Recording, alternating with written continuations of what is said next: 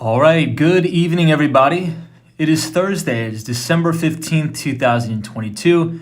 It is 8:43 p.m. New York time, and I want to welcome everybody to Miami, Florida. We are reporting live from the 200 Southeast Financial Center, 20th floor, the WeWork office that is also shared with Citadel Securities. So there's a lot to talk about tonight. There's a lot going on. Unfortunately, I was not able to do the live stream over the past 4 days, so I do apologize for that. I was quite busy here doing some meetings, taking care of customers, and doing work around the house, getting ready for the next tenants.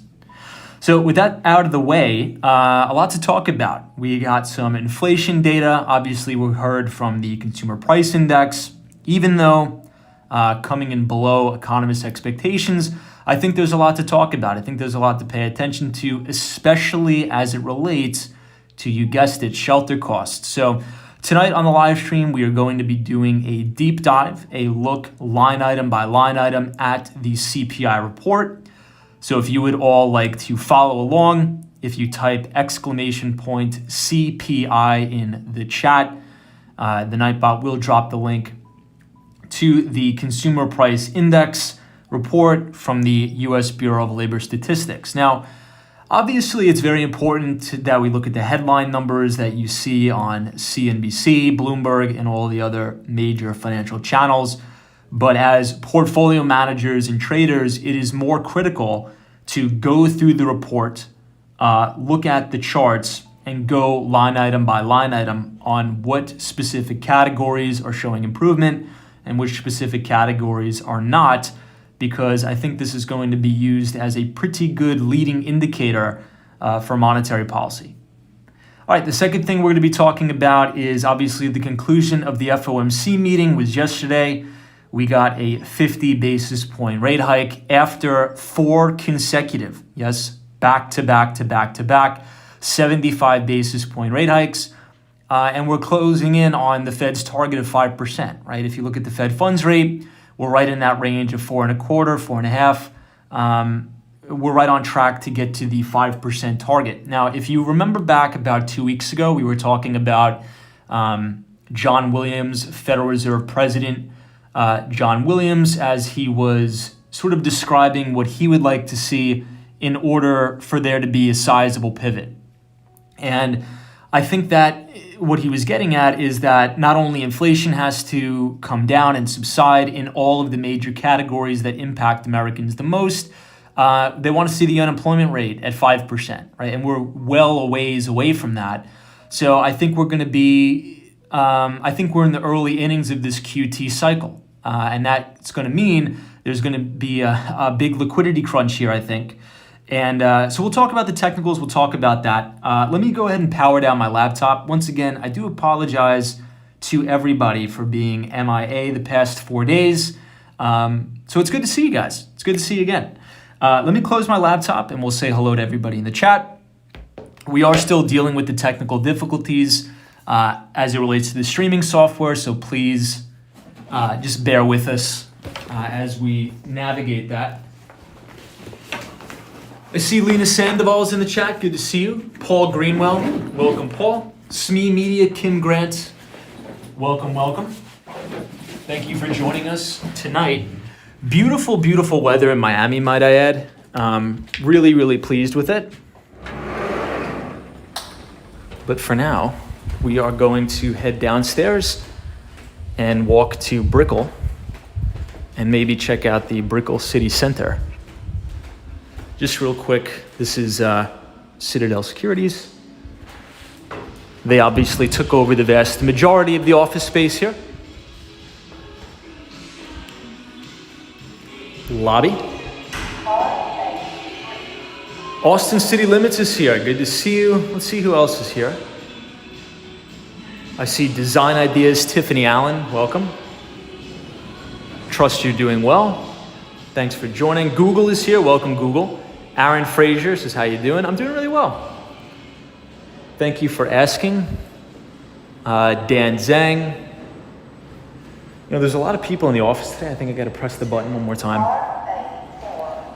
But Dan, good to see you. Paul Greenwell, GGNYC, welcome.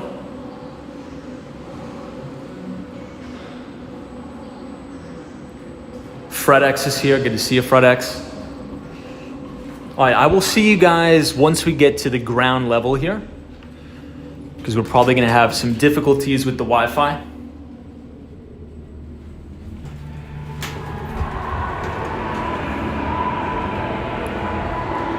Okay, we are now at the lobby of the 200 Southeast Financial Center.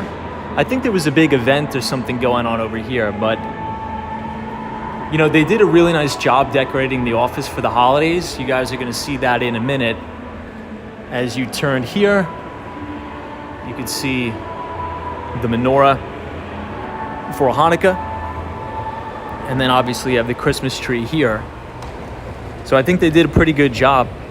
This was the first day back in the office in a long time, so it was good to be back. Hey, George Munoz says, Tom, have you ever been to Hawaii? I have not, but I would like to go. I think that's one of my goals.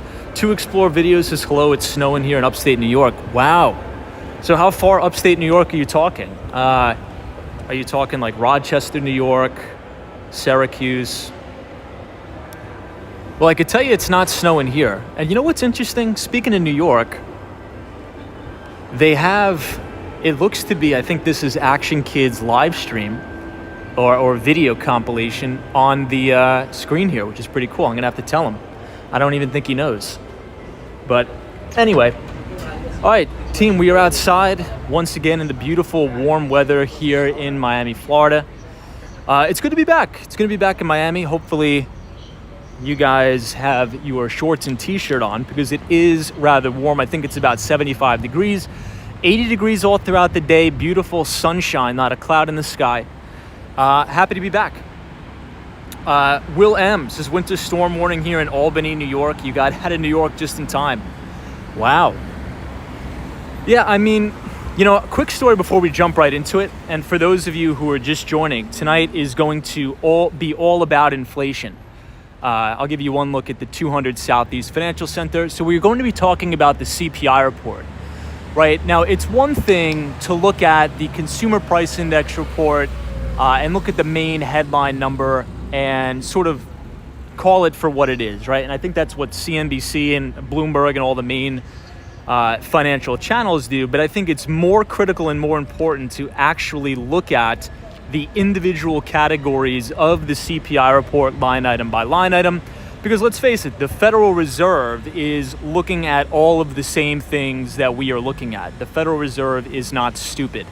So even though, yes, it is true, right? I'm gonna try to be as unbiased here as possible as we're looking at the Metro Mover station here. It is true that the CPI came in below economists' estimates. That is correct. That is true. Also, it is true that the CPI is consistently declining or decelerating.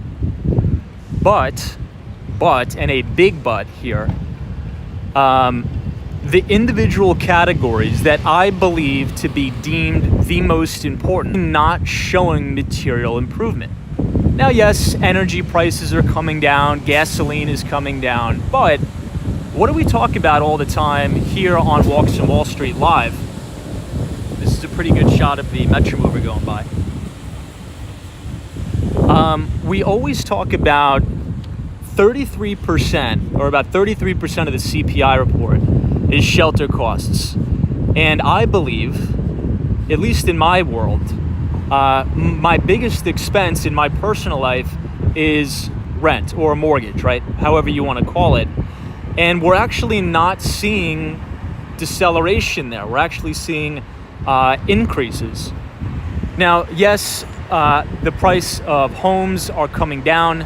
Yes, rent is trying to stabilize and come down. But if we look at the shelter costs in the CPI report, it's not looking too good. So we're going to go through there line item by line item and talk about each individual component. Also, food costs. Food costs are going up astronomically. We'll talk about that later on tonight. Lemonade is here, says hello. Thomas L says good evening from Pennsylvania. What's up, Thomas? Thank you for joining. Fantastic name, by the way. Love that. A little bit of a windy night here in Miami, Florida. Now, I do want to say something before we start. Once I was in Miami for about how long now? Maybe 5 days, 6 days, maybe less, I don't know. But the moment I got here, it took me a mere 12 hours, and it seems as if my energy levels have gone through the roof. Now, I think that's probably just because of the sun.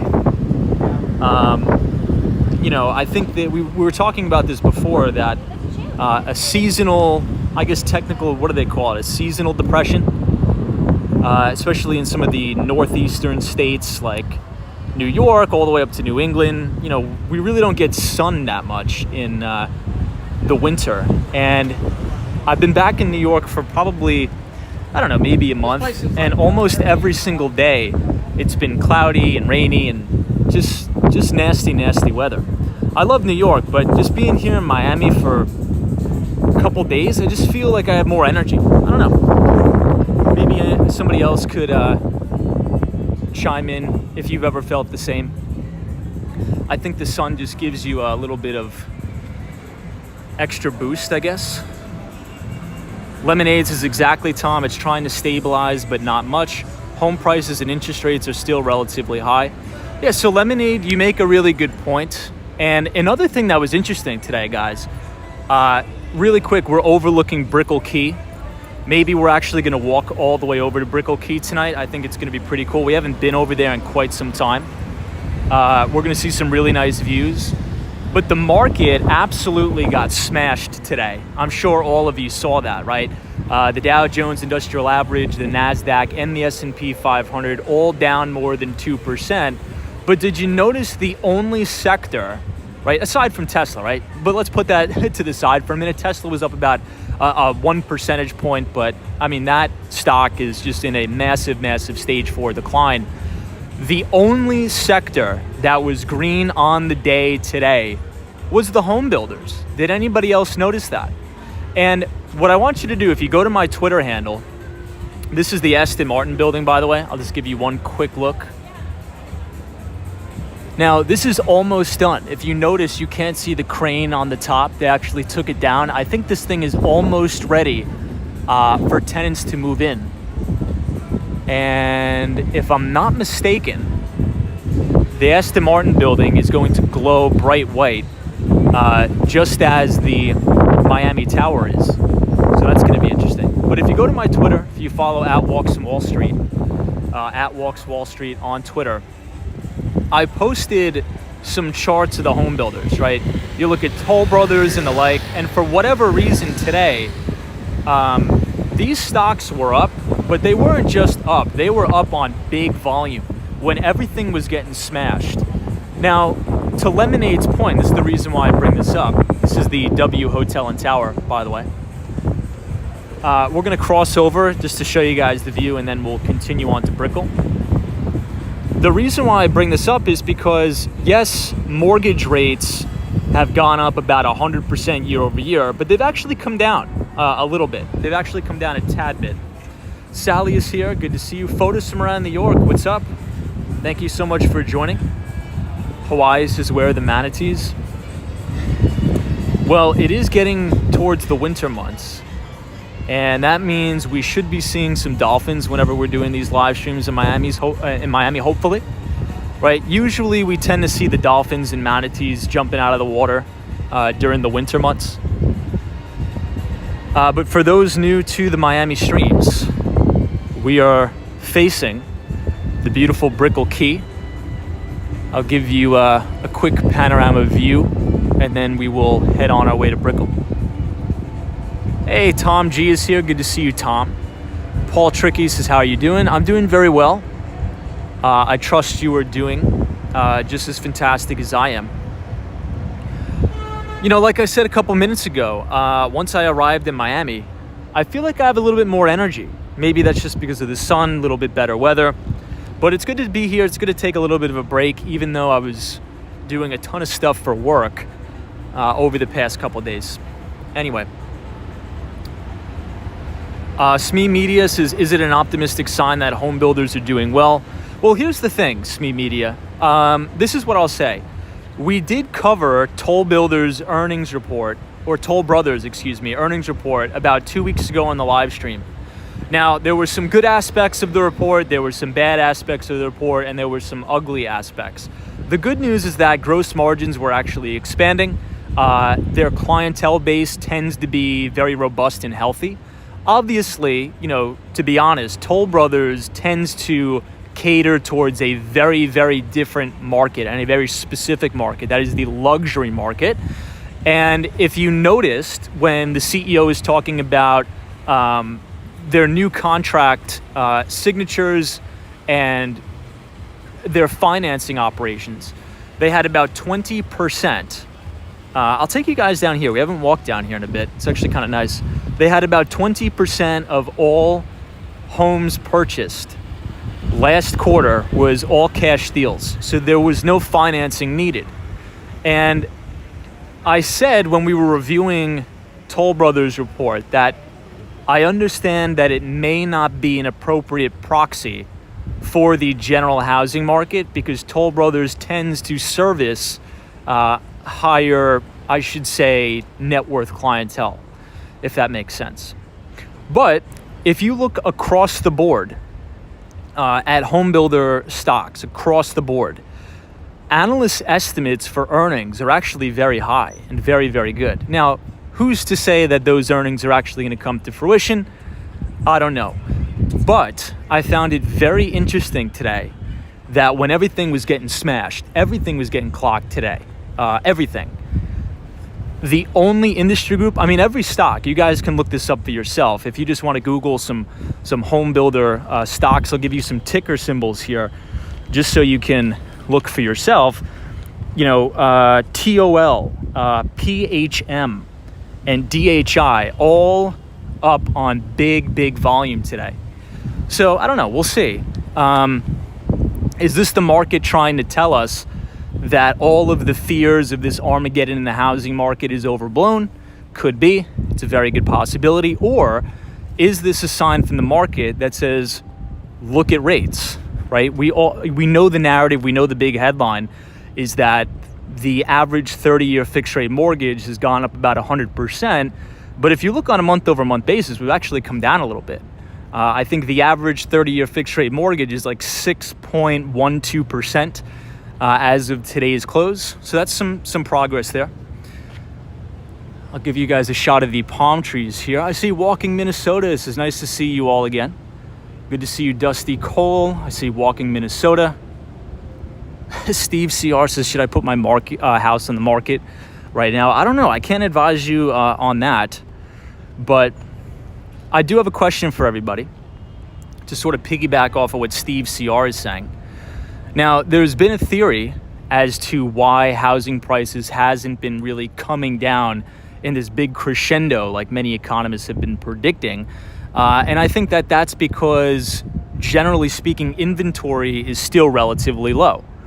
So if you think about all of the people who purchased homes and purchased property over the last 10 years, you probably have about a 5% or less fixed rate loan. Do you think that's appropriate to say? Maybe some people in the chat could chime in. So maybe people are like, look, even if I sell at a pretty hefty gain right now, I'm just going to have to go back into this insane housing market, compete with all these people with low supply, low inventory. And even if I get a bigger and better house, if I get a 6% fixed rate or a 7% fixed rate, my mortgage payment's going to be double than what I'm paying now. So maybe that's holding people back from selling. I don't know. What do you guys think about that?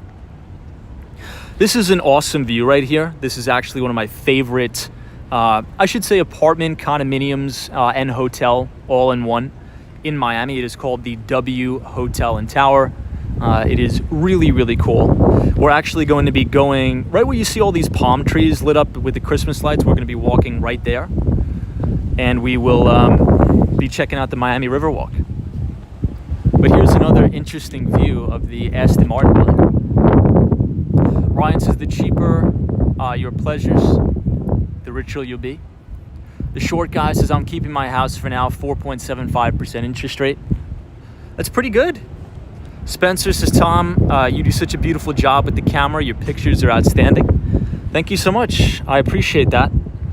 I think the one thing that I'm going to buy myself for Christmas is a microphone. I've been saying I'm going to be doing it for the past, 3-4 weeks now. I really got to get a microphone to help you guys deal with the wind noise. 86 is Tom, I'm on a fixed rate until June 1 of 2025. So are you talking about you have an adjustable rate loan? Is that what you got? You got an ARM? Tom G is here. Good to see you, Tom. Running at altitudes as new construction will do well as less people are putting their homes on the market. Also, builders can buy down the rate. Running at altitude makes a fantastic point. Now, we know this for two reasons. As Running at Altitude said, we looked at a lot of the home builders' sentiment surveys. We look at a lot of leading indicators in the market. That is one of them. Also, if you noticed, I think this is a very, very good time to go back, go to tollbrothers.com/investor relations, right? And re-listen to all of the earnings conference calls.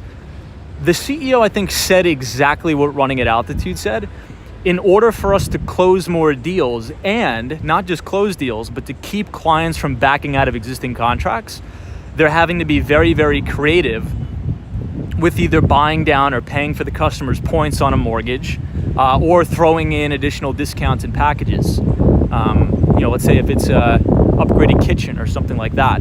So we're definitely seeing the tides start to turn here, going from a seller's market into a buyer's market. I think as we make our way through 2023, if you can believe that, it's going to be 2023 in a couple of weeks here. I think that buyers in general are going to have a lot more, let's just say, power and wiggle room. Let's say that. 86 says, I know I'm not selling, I'm paying less to live compared to someone else, which makes me richer. Yeah, and I mean, that's another thing you got to do too, is the calculation. Are you going to be paying more in rent, or is your mortgage with the taxes and insurance actually comes out to be cheaper than the rent? Which is something we'll actually talk about today as we scrutinize the CPI report.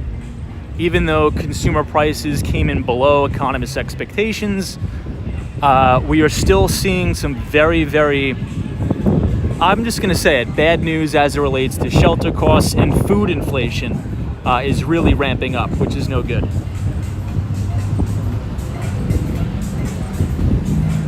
Hey, John says, hello, Tom in Miami. Kind of looks like New York City with the palm trees. Yeah, it kind of does a little bit. You know, it's interesting. Once we walk down here and walk over the bridge, we are going to be in Brickell. Right now we're in downtown Miami, but Brickell is considered, I think the name or the nickname is Mini Manhattan. It's like a mini Manhattan. The short guy says he has 0 people on the street and trash. Lay low. This is Miami or New York, both. Steve says, so housing is going to get more expensive. Who knows? Who knows? Who knows? So guys, we'll jump right into the CPI report because we may have to end the stream a little bit early tonight. Let me just give you guys one more look at the Aston Martin building. This is almost complete right here. This is just some perspective of how tall it is.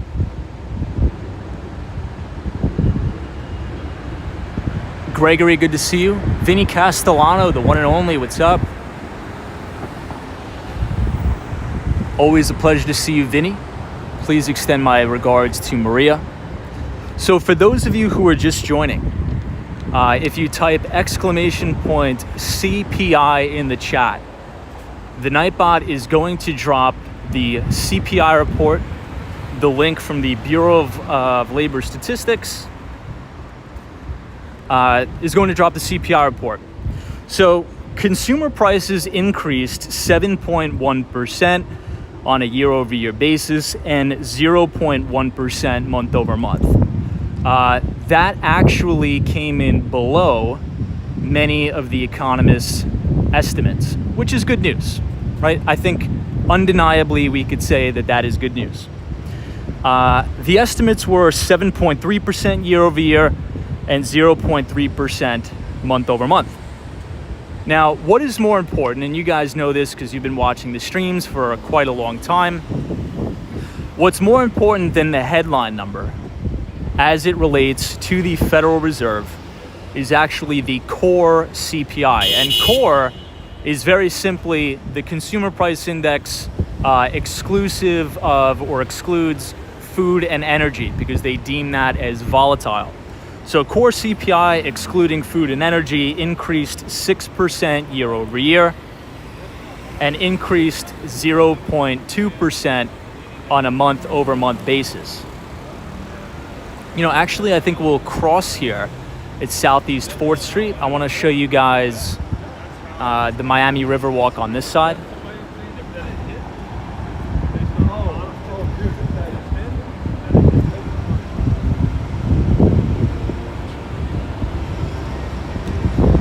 All right, let's cross over here. This is the Epic Hotel and Residences. I think you guys are going to like this. Really nice building here. Also a couple really nice restaurants as well. They always tend to have nice cars here too. But, so back to the CPI.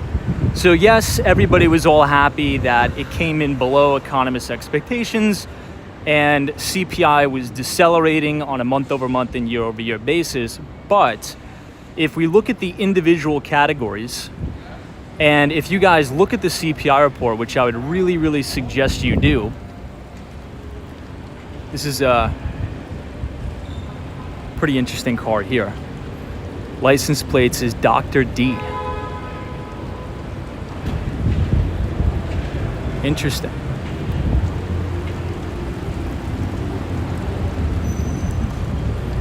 Got a nice Tesla over there. But shelter costs was by far the largest contributor to monthly all items increases, offsetting the decreases in energy. So the main reason why we're seeing the headline CPI number come down so substantially is because I don't even think I need to say it. We've been talking about it ad nauseum almost on the live stream.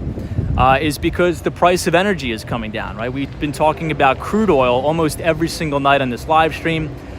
If you look at the crude oil futures contract, ticker symbol CL, we hit a top of about $130 in March. We are now trading at 76.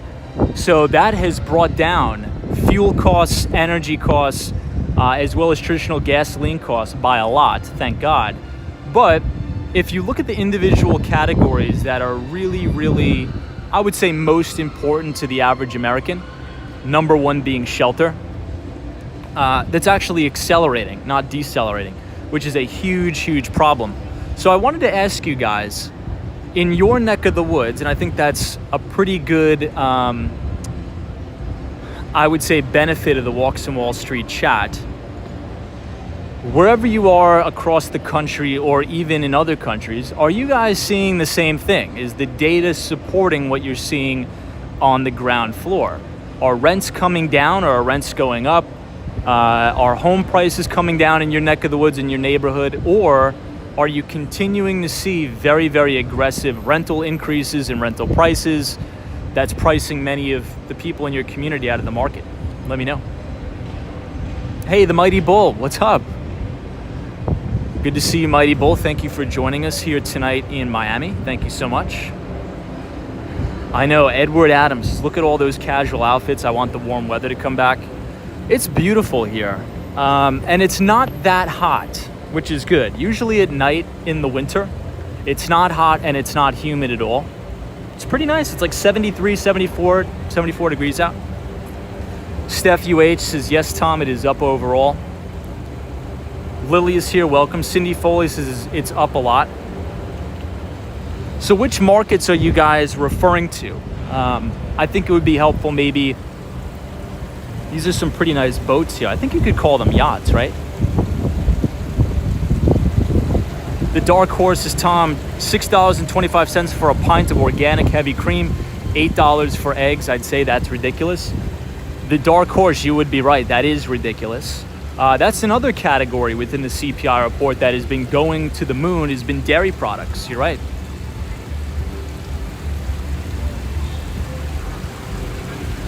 Steph UH says the Orlando housing market is very expensive. Cindy Foley says rentals. The short guys says Portland, Oregon market rents are staying high, but not going up anymore. Interesting. So would you say that's because of a lack of supply? Well, look at this one.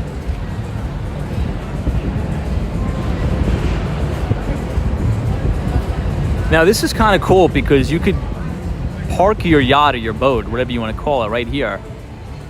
And then you get off and you could go to any of the restaurants right here. So it's very much a city that you could travel by boat. Deese is $5 for organic brown eggs here. British Grey says, Tom, my sister's friend is paying $1,400 a month for a 2-bedroom apartment. British Grey, that's actually a pretty good price. $1,400 for a 2-bedroom apartment. That's not bad. I guess it depends on where you're located, though. I think you're located in Tampa, Florida, right? Will M says the best investment pretty soon is going to be the pitchfork for farming, of course. Well, if we want to talk about food, I think we should move on to that category of the CPI report. But first, I want to show you guys this very unique restaurant. I always love looking at this when I'm here in Miami.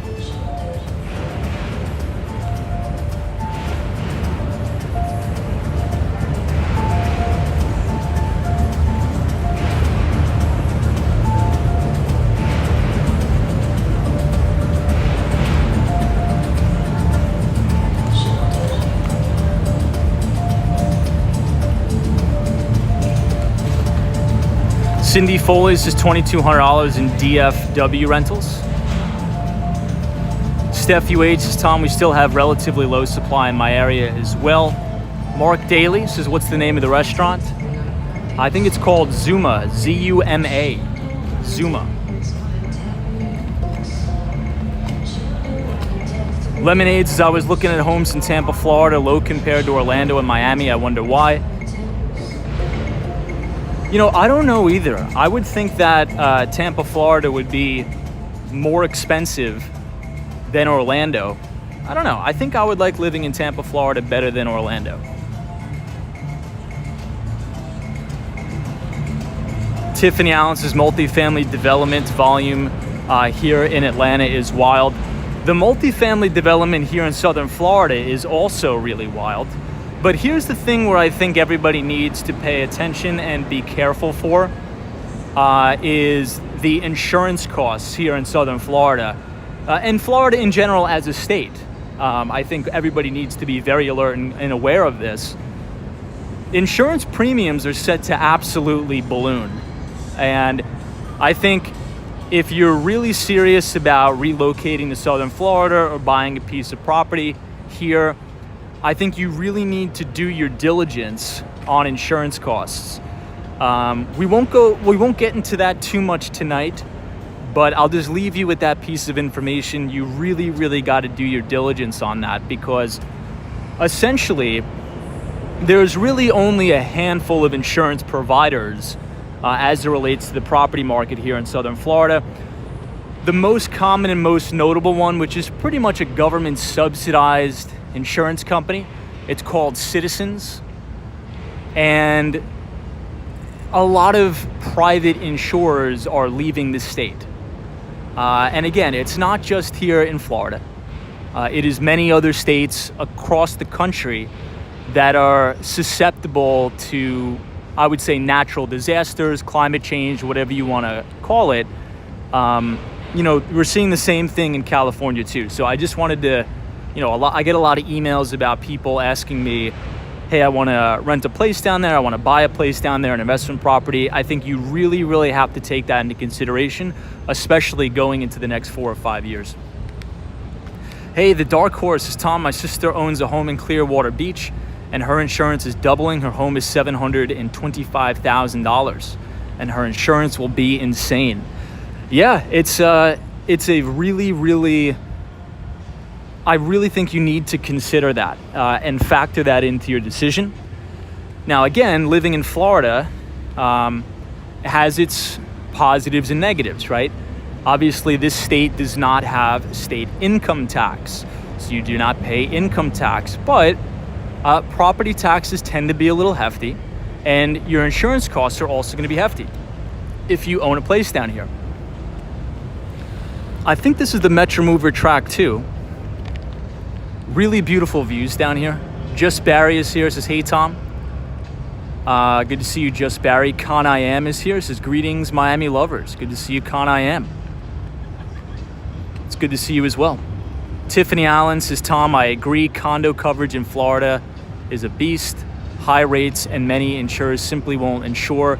The risk is very, very high. Yeah, I think we could do an entire stream just about that too.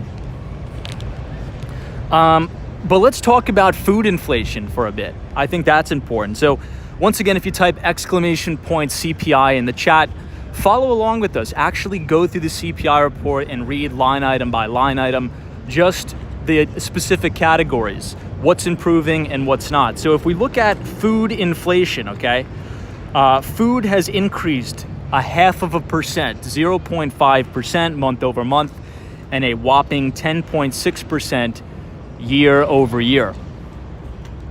Oh, it looks like this building's lit up for the holidays, for Christmas.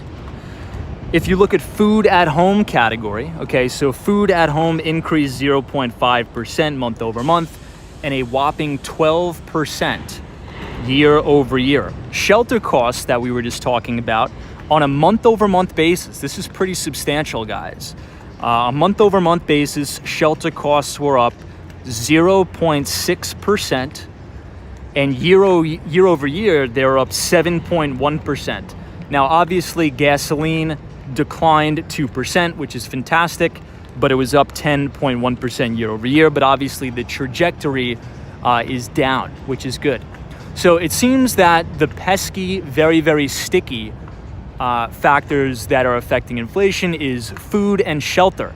And again, I've made this argument many times. We're looking at the W Hotel and Tower here, by the way. And if you shift your view here, you'll see the beautiful Bank of America Tower.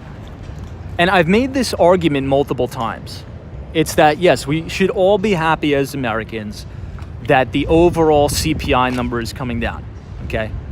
And many people accuse me of being a little bit political with this, but just look at the numbers for yourself and ask yourself, what's most important to you in your everyday life? Now, for me, it's shelter and food. That is the vast majority of my expense in my life is spending money on food and shelter. And those are the two main categories that we're really not seeing much improvement in the CPI. So the reason why I say that, hold that thought. Let's see if we can see anything jumping out of the water. I'm trying to scan, see if we can see any dolphins. Bree Graham says, hey Tom, inflation highest in the nation in Phoenix. Burritos from Chipotle costs more here than in California. It is nuts. Bree, we were just talking about how crazy expensive Chipotle was. When I was in Midtown Manhattan, I got a regular steak bowl, nothing on it, and it was almost $15. Insane. But good to see you, Bree Grams. Adriana is here, the investigator. What's up? Good to see you, the investigator. Thanks for joining. Mark Francis has went to Kroger's today, $105 when my normal bill used to be $70. Wow. Yeah, I mean, I've been noticing it too, and I really never notice food prices. And I think the reason for that is because, you know, in all fairness, I very, very seldom cook. I think once I got a house, I started to cook a little bit more. But I would just go to local restaurants and pay not an astronomical amount. This is a really nice boat. But normal prices, right? If I get lunch, $10 to $12. But now I hear some of the totals, and the cashier, the lady or the guy, is telling me, okay, that's going to be $25, 15, 25, $30. And these are the original OG spots that I used to go to all the time in New York. And it's heartbreaking. And I know that the restaurant owners have to raise the prices because what did we just talk about? We just talked about shelter costs and rents going up. So if you're in a city like New York or Miami, and your rent is going up, and the cost of raw materials to make the food and prep the meals are going up, and your labor costs are going up. That's another thing we didn't even talk about. Labor costs are going up.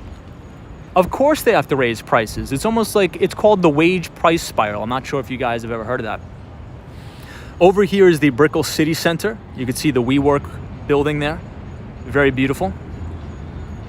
Photos from around New York. Good to see you. Hopefully you're staying warm there. Lucille Small says take to Dolphin Mall, please. Steph UH says we shop at Publix for the BOGOs. There's a lot of Publix locations here too in Florida. Tons of them. Con I am. Hilarious. The Investigator, welcome. Dee says time to consider planting a garden, yeah. Bree Graham says we're running out of water, especially out west. That's been a big problem. I've said this idea and I've floated it around that I think us as Americans should really consider making a cross-country pipeline for fresh water. But I don't think that would ever get accomplished because just there would be too much infighting among the states. But that's a big problem for people out there in Arizona and California. Now, I think I've said this before. Over the next, I would say, 15 to 20 years, I'm going to bump the time horizon a little bit. To Bree's point, I think fresh water and clean drinking water is going to be so critical that I think property values and land values around the Finger Lakes region in New York are going to balloon like you've never seen anything. All right, that's my one out there prediction. So you could see the sign here. I think it's going to say don't feed the manatees. But when in 10 years, when you see, a CNBC special or something like that, that says, Finger Lakes region real estate is up 1,000%, and they have all these crazy stories about it, and they're doing interviews up there. You're gonna be like, you know what? I heard someone say something crazy like that before, where the real estate value and the land value is gonna be crazy expensive around there. And you'd be like, yeah, I heard that on Walk Wall Street. But again, I could be wrong, but that is my crazy prediction. I think the land values and the property values in and around, especially if you're right on one of the Finger Lakes in New York, I think that's gonna be like, having your property bought out in Texas from a big oil developer or something like that. Because for those of you unfamiliar, do some research on the Finger Lakes region in New York. Not only are these lakes some of the cleanest fresh water in America, they're the cleanest fresh water in the entire world. So just do some research on that. But again, could be wrong, but I'm just saying. Oh, Angie says, I live here in the Finger Lakes. Very nice. The short guy says, Tom, stop with the Finger Lakes real estate boom. Come on, it's boring up there. Yeah. The Dark Horse, good to see you. Line Sing says, if world population continues to increase at present rate, freshwater could very well be the cause of serious conflict before the end of the century. Maybe, who knows? There's a lot of big finance names that you would know, like hedge funders who have summer homes there on Skinny Atlas Lake. But we'll stop talking about it. I know you guys are get upset. So let's talk about a couple individual, more specific categories within the CPI report. Now, let's stay on the topic of groceries, okay?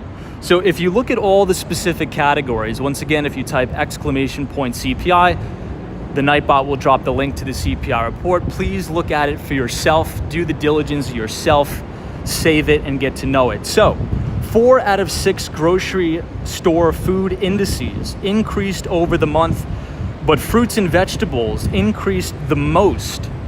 They increased 1.4% month over month. That's a massive, massive increase. And I think that's pretty important to watch, because now this is going to sound far stretched, but you guys know I tend to be very bullish on healthcare companies and healthcare stocks overall. And this is going to sound a little bit crazy, but hear me out for a minute.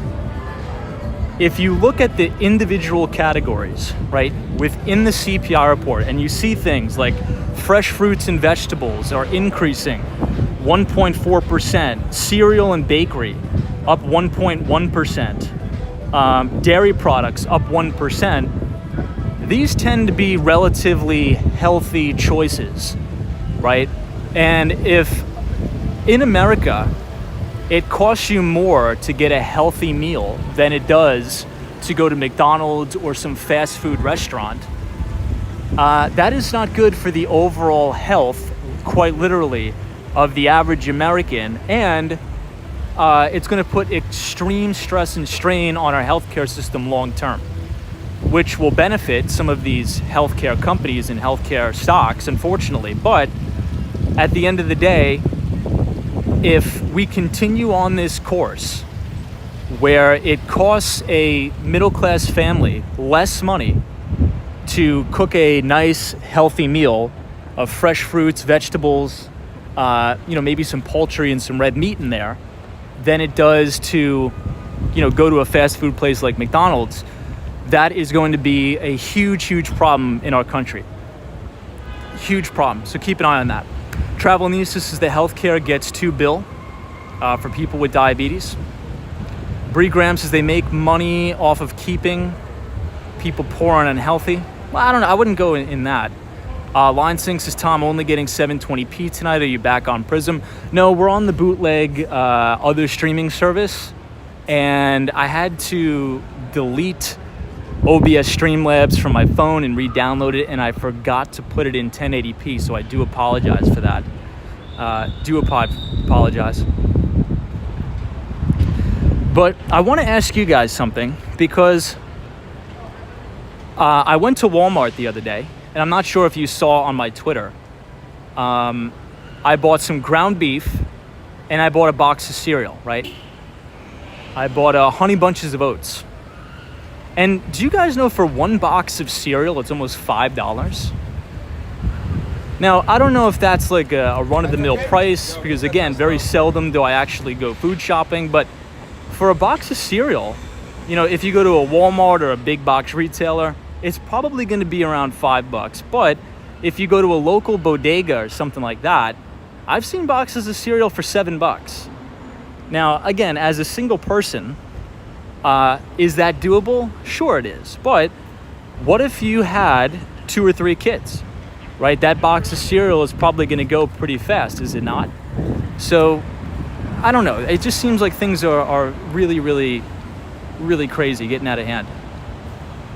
Tahoe says, Tom, it's been $5 for a while.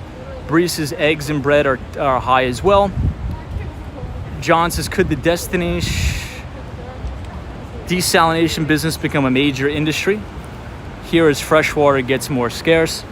Yeah, there was a good podcast. I think this was, I think the host of it was Lex Friedman. He was actually talking about the desalination process, but as of right now, it's actually more expensive to do that.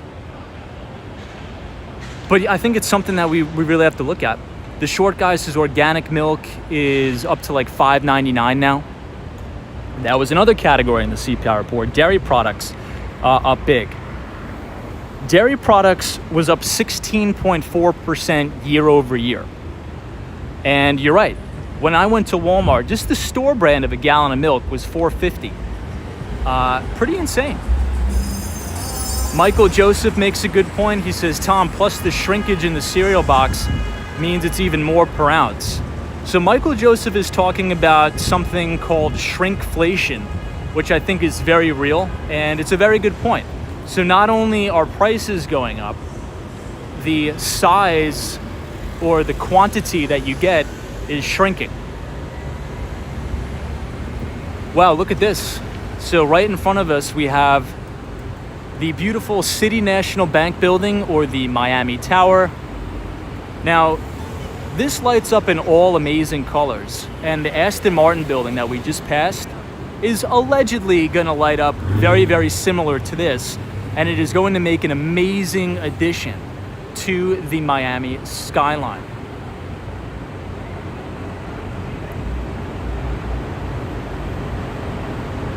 Hey, Kelly Harper is here. Good to see you, Kelly. Thanks so much. Team, we are now going to make a left on Avenue of the Americas. No, not the Avenue of the Americas in Manhattan, but the Avenue of the Americas here in Miami. We are going to be crossing over the bridge, headed to the financial district, Brickell. You could see the Truist building in the distance, as well as the Bank of America Tower and JP Morgan Chase. Now, before I forget, because I know we've been doing a pretty good job of doing a deep dive on the CPI report, I did want to bring about an interesting interview that the CEO of JP Morgan Chase, Jamie Dimon, did with, I'm blanking on the name. I forget the name of it, the show. I very, very seldom watch the like the main news channels, but this was an amazing interview with Jamie Dimon. Could anybody help me out on what the name of the show was? It was like America Tonight or something like that. I forget, it just aired. But I would highly, highly suggest checking out that interview with Jamie Dimon. I'm sure if you just type in Jamie Dimon interview, it's the most recent one, but he does a really, really good job about talking global macro, talking inflation, and talking about the housing crisis in America and the affordability crisis. I think you guys are going to get a lot of value out of that. Hey, Van is here. Good to see you, Van. Thanks for being here. Touring different places. Good to see you. Always a pleasure to have you here in the chat.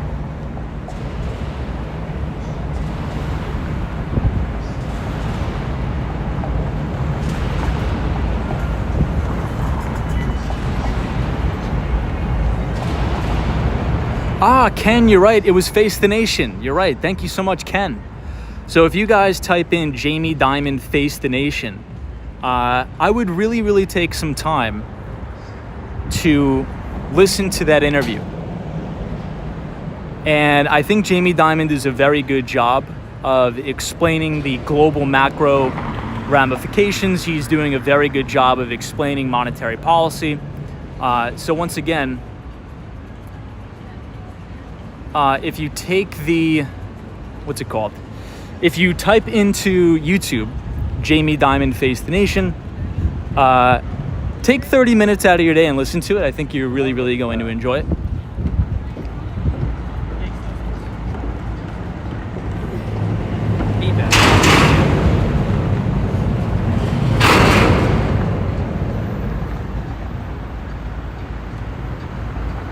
Hey, Chris Beeman is here. Good to see you, Chris. Welcome.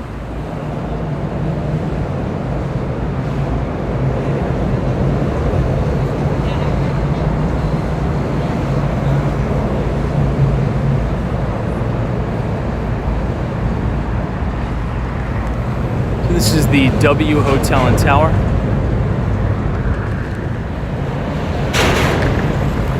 And here's one more shot over the bridge here.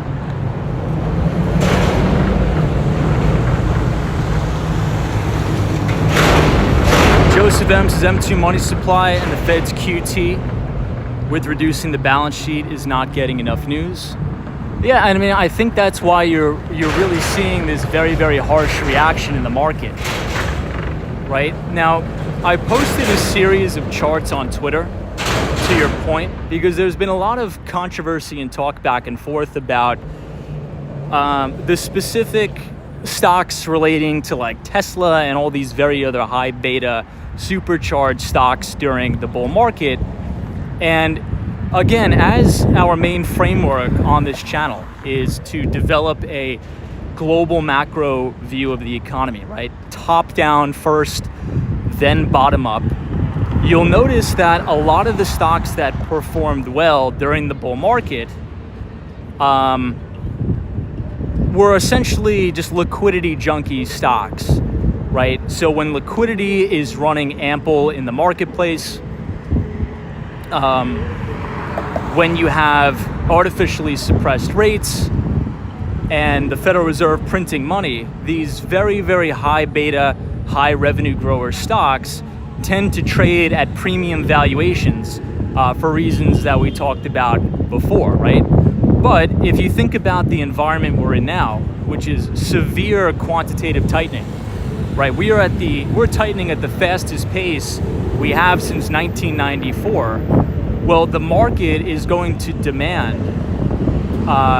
better valuations, and they're going to demand to buy stocks in companies that pay dividends and are generating cash right now.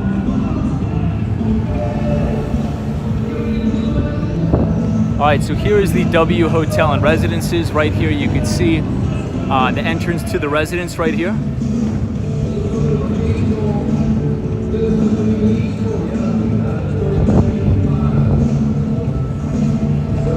The investigators has walked some Wall Street. What is the purpose of Elon Musk selling a lot of Tesla shares? Is it to drum up cash?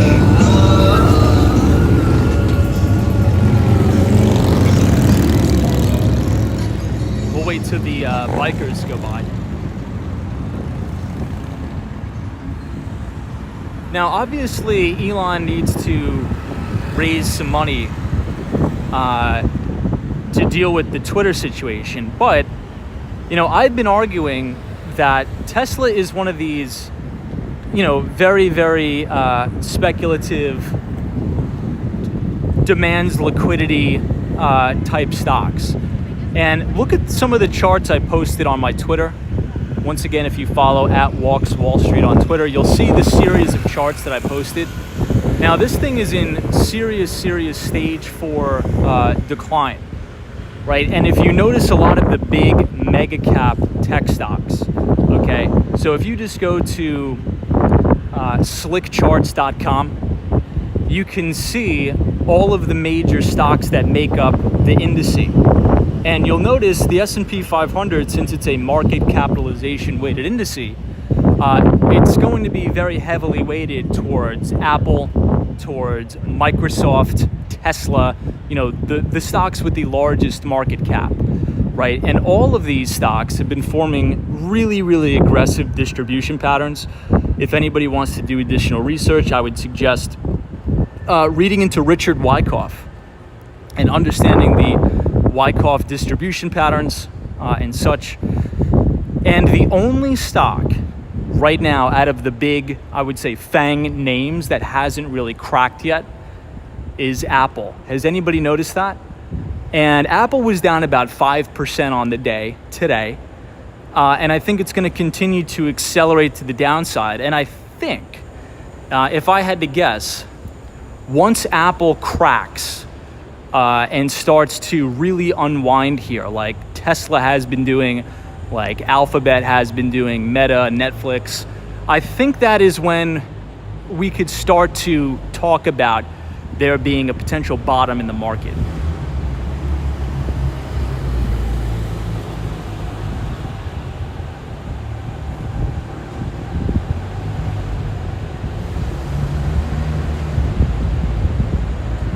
Yeah, Michael Joseph says, Tom, he's selling because Twitter is not profitable and burns money, and he's trying to pay down interest on the on financing of the deal. Yeah, you're right.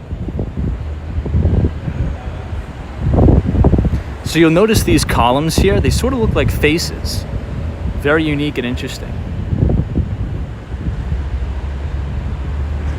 Hey, Top G is here. Good to see you, Top G. Diamond Dave says, good evening, Tom. Nice night tonight in Miami. 3.7 trillion options due tomorrow on Friday's expiration.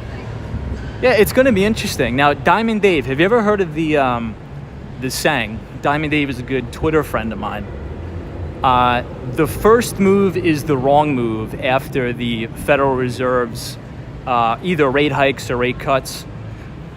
Now, there's an old saying on Wall Street that usually the first move after a major monetary policy decision is the wrong move. Now, markets got leveled today. I personally think that this market is going to continue to decline well into Christmas. And I'm seeing some very, very distinct similarities between the market of 2018 and this market right here going into Christmas in 2022. Now, we talked about, and we actually did an entire stream about market action on Christmas Eve or going into Christmas in 2018 right into the new year. Now, the market sold off. I think the Dow had one of its largest point declines ever on Christmas Eve, and we actually put in a bottom on Christmas Eve. And if you look at the S&P 500, let me give you guys a nice view of the Miami Riverwalk first. This is a really, really beautiful place. If you look at a chart of the S&P 500, the NASDAQ, or the Dow Jones Industrial Average, going into December of 2018, and look at the chart where it is now, and notice the advanced decline line. Notice the percentage of stocks below the 200-day moving average. Very similar, right? So if you look at the data, there's usually never a Santa Claus rally during bear markets, and we are in a bear market. So it's possible that we have these major waterfall declines, or do you think we're going to sell off rather hard? Look at all the people eating here. Really, really beautiful. And this is a Thursday night, so I guess it should be packed in here. Now we're going to go down to the Riverwalk. Hey, Billy Johnson, what's up? Says, hey, Tom, good evening. What's up, Billy? Good to see you. The Investigator says, walks in Wall Street. Seems like forever since you gave us this view. Yeah, I mean, we've been in New York for what, a month? Maybe a little less than a month.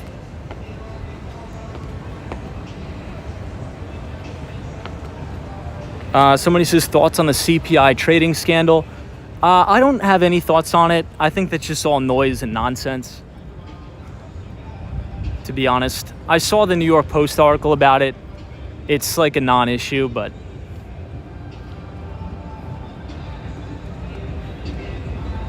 I don't know. What are your thoughts on it? I'm actually more interested in what you may think. Victor Bravo says, Tom, is this the end for the Coinbase, or for Coinbase?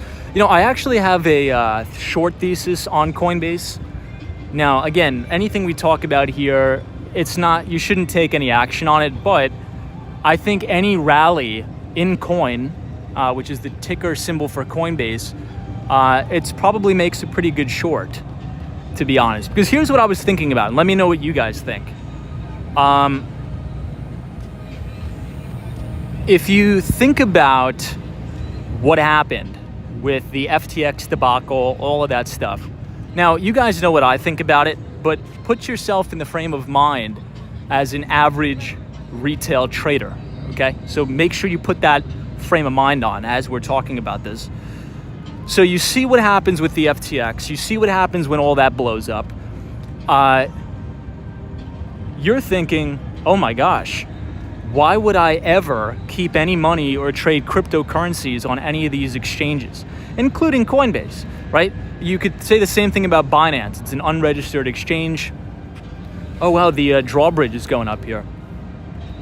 Let's try to get a little bit closer. You're going to pull all of your assets off of KuCoin, off of Binance, and say, look, I'm not going to risk it because there could be a huge blow up. And you probably have, even though Coinbase is reputable, right? You probably have a really, really bad taste in your mouth from this big FTX debacle. So why wouldn't you just move your assets over to a licensed and registered broker, like Interactive Brokers, where you could trade cryptocurrencies and all that stuff? Because here's the thing, talking about diversification here, let's say if there was a massive liquidity crisis and Bitcoin blows up and it goes down 90%, well, Interactive Brokers doesn't care. Interactive Brokers has a massive options and equity business. But if crypto blows up and there's a massive liquidity crisis in crypto, well, Coinbase doesn't have any equity exposure. They don't have any equity options exposure. So I think they're too pigeonholed. And all of these other reputable brokers like Interactive Brokers, Fidelity, I think you're going to see Charles Schwab getting in here trading cryptocurrencies. So why would you even bother with Coinbase? So I don't know. I think one of my ideas maybe is on any rally, you could probably just short Coinbase. don't know, maybe I'm wrong. What do you guys think? Hey, Chris Beeman, good to see you. What's up, Chris?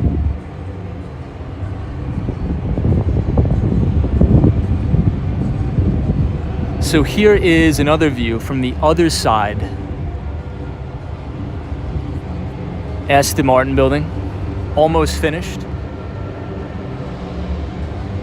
Chris Beeman is joining us from the one and only Arizona. Good to see you.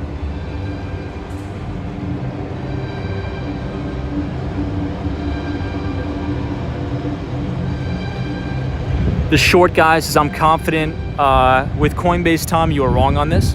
Maybe.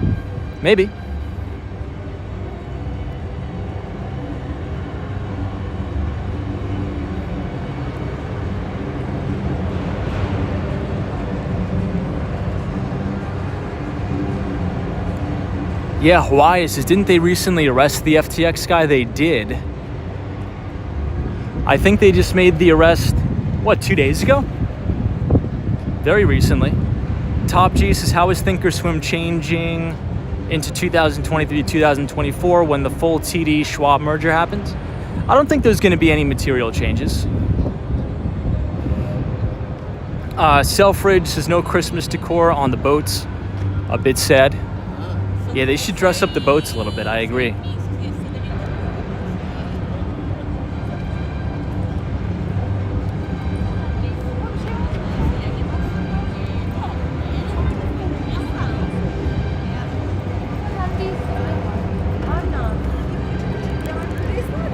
All right, let's continue walking down here. I'm watching the clock. I think we've been streaming for an hour, so I think we're right on time.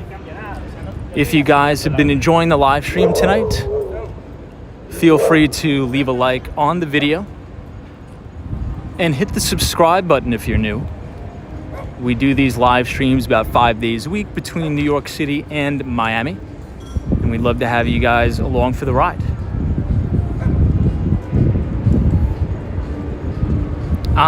Okay. So he's soon to be extradited to the good old USA. Interesting.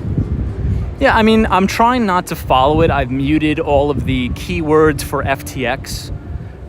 So I don't even really follow it anymore. But the only thing that I did see is that Sam Bankman-Fried, or there was some allegations where they arrested him so he wouldn't have to testify, something like that. But look, I mean, I think the court of law is going to work itself out. There's going to be due process, and I think paying attention to it too closely isn't really going to do anybody any good. The Mandarin Oriental Hotel on Brickell Key, very beautiful. Mark Francis 076 says, very few Christmas decorations in my neighborhood, not sure why. You know, my neighborhood here in Miami, there's a lot of Christmas decorations, but it feels kind of weird. I don't know, because it's like 75 degrees, 80 degrees out. And seeing Christmas stuff is, I don't know, it just doesn't sit right. Maybe that's just because I'm from New York. Who knows? Iris Lou is here. Says, good evening, Tom. Good to see you, Iris Lou. Thanks for being here. Line Sync NYC says, I live near a marina and many of the yachts are festooned with Christmas lights. Looks very good. I would love to see that. Yeah, Rich Child 9 says there's so much coverage on FTX already. I think it just comes down to, like, the media is going to be a vulture about this, right? And we already know it was a massive fraud. So I don't need to just read about it every day and waste my time about it. You know, what he did was horrible, and I think he's going to pay the price. And I think he's going to go to jail for a long time. I think it's going to be longer than a lot of people expect, if I had to put some money on it.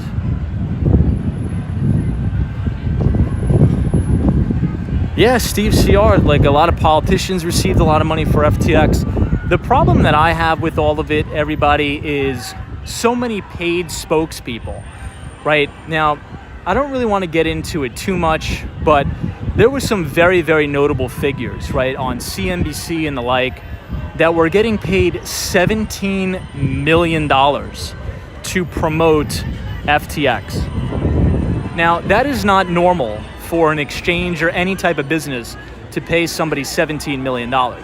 yeah, you could pay them, you know, $100,000 or something like that. But when you're talking like 17 million, that's like what professional athletes, the best athletes in the world, get from like Nike, not, you know, Mr. Wonderful on Shark Tank. So I don't know. I'm just gonna sort of bite my tongue on that. Yeah, that's what I'll say. But yeah, you guys know my take on it. You know, just stay away from all the altcoins, right? And anytime there's an exchange that has its own personal coin, like FTX and Binance, you got to stay away from that.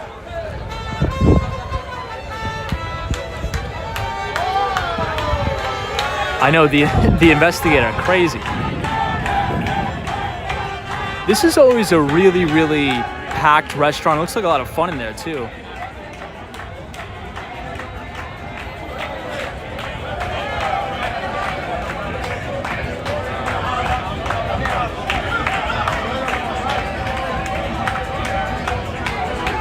Michael Joseph's wedding party, maybe.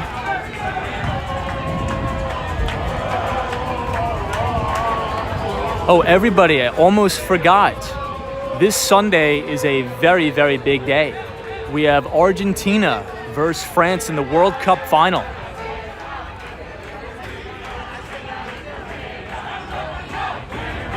So what do you guys think? Do we think that Leo Messi and Argentina is going to win the World Cup?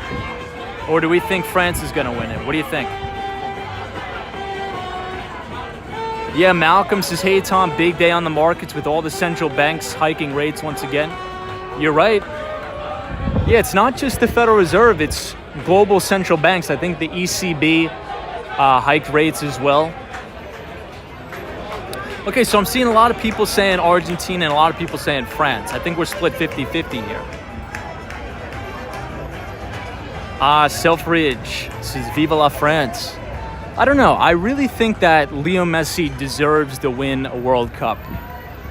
I really, really feel strongly about that.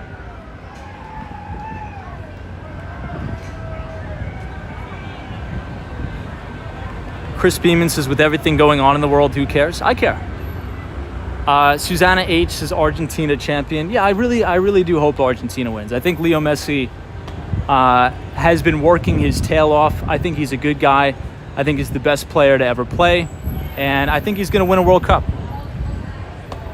Because France won it last time, it would be back-to-back World Cup victories for France.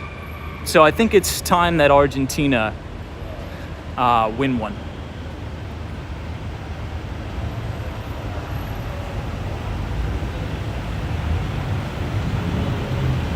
Hey, Mount Up 786.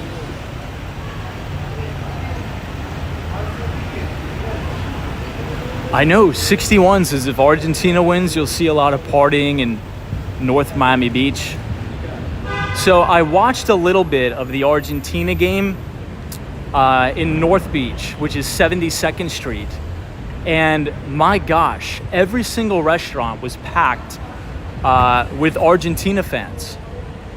Now, if you're familiar with that area in North Beach, like 72nd, right to about 60th Street, there's a ton of bakeries from Argentina, a lot of Argentine food, big community there. I never really knew that, but yeah, you're right.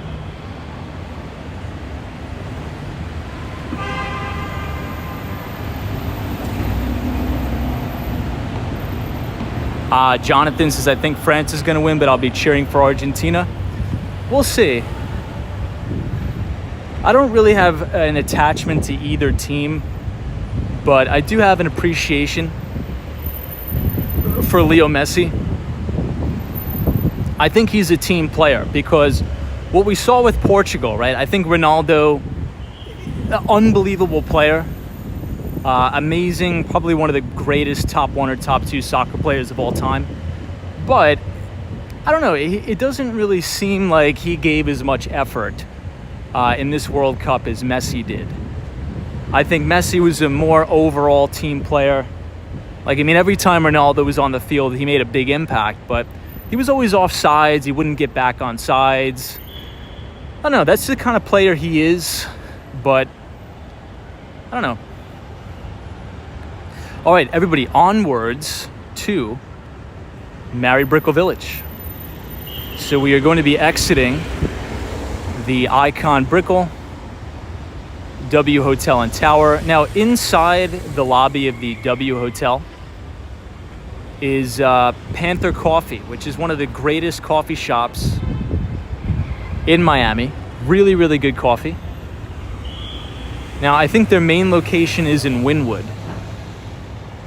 And we should do some live streams from Wynwood, but unfortunately, the internet is not too good there.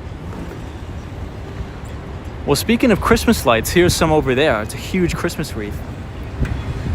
Hey, GGNYC, good to see you.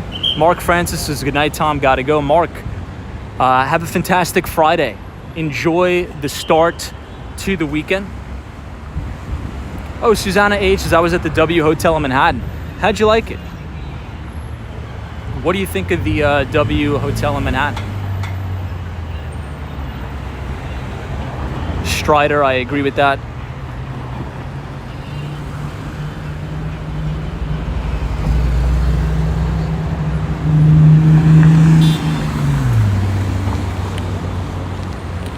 Hey, Gary Carpenter says, Tom, I've missed you the last few nights.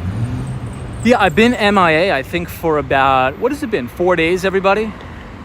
It's good to be back streaming. I've just been very, very busy. I had to do a lot of stuff around the house. I had a couple meetings here in downtown Miami where it ran well over, so I was not able to do the live stream. But I think we should be back on our regular schedule.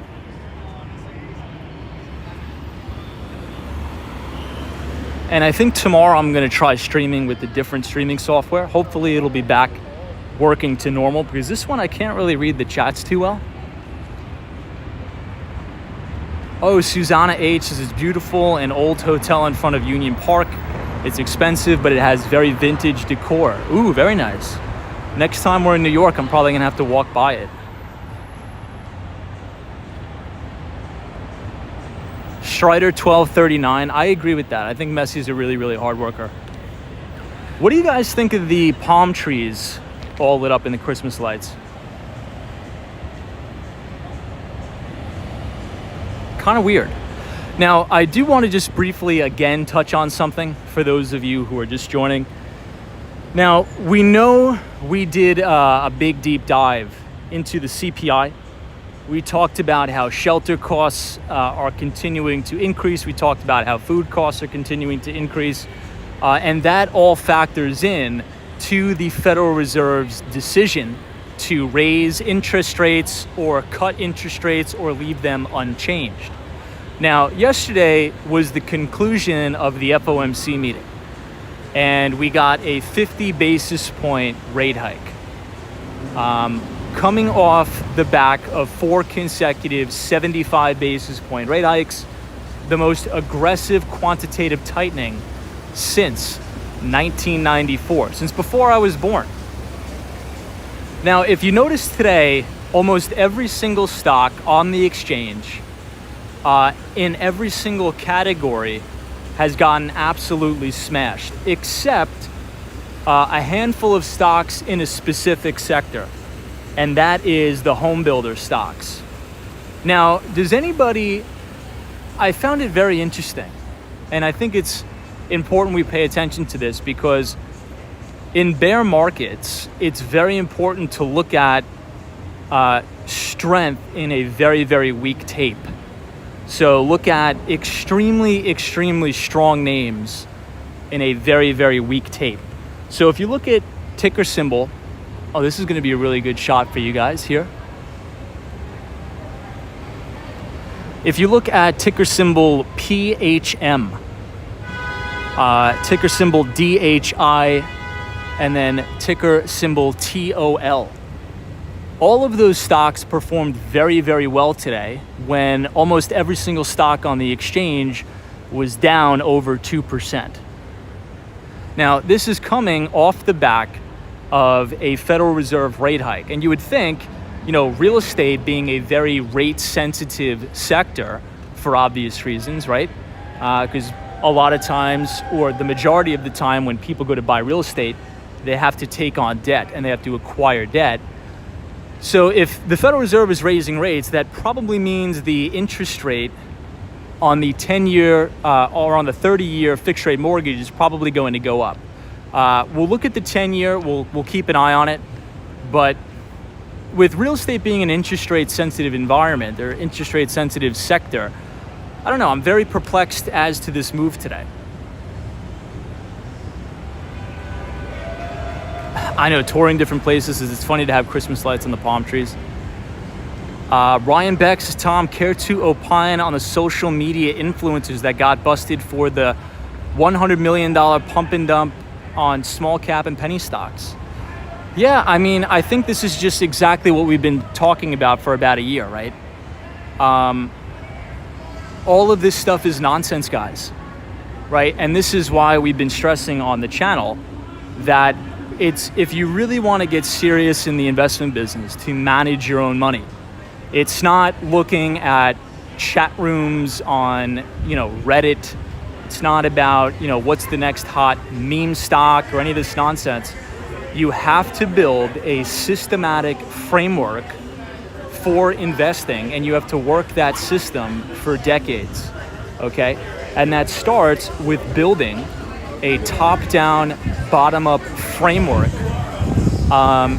to do it the appropriate way, right? That is the way I was taught, right? You don't even start at the stock level. This is a really nice reflection here in the water. You do not start at the stock level.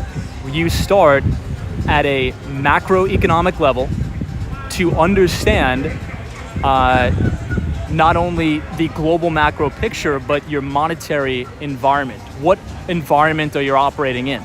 Because if we don't know the environment that we are operating in, our odds of success are near zero. We are rudderless in the environment, right? So a lot of retail traders, what they do is they get, I would say, coerced by a lot of these people on, social media that post these cringy, corny pictures with luxury vehicles and apartments, and they claim that they're making all these unbelievable returns in the stock market, and they say, sign up for my course, and I'll teach you how to be rich as well, or sign up for my Discord or this chat room, and I'm going to post which stocks are going to go up. And all of this stuff is total nonsense, guys. If you talk to anybody who actually runs real money on Wall Street, they'll tell you all of this stuff is nonsense. These people make their money by selling you nonsense, okay?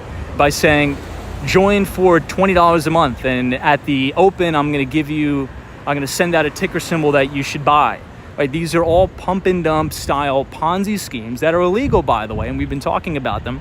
And I think the SEC is slowly but surely cracking down on it. I think I saw something that Ryan Beck was talking about. They fined them $100 million. I think that's good because I think it gives retail investors a false sense of what the investment business actually is, okay? The investment business is not about sitting in front of your computer screen and trying to day trade penny stocks, okay? That's nonsense. It's about fundamentally, and this goes back to the Bill Ackman interview that we always talk about. Bill Ackman, what he says is to keep it very, very simple and black and white.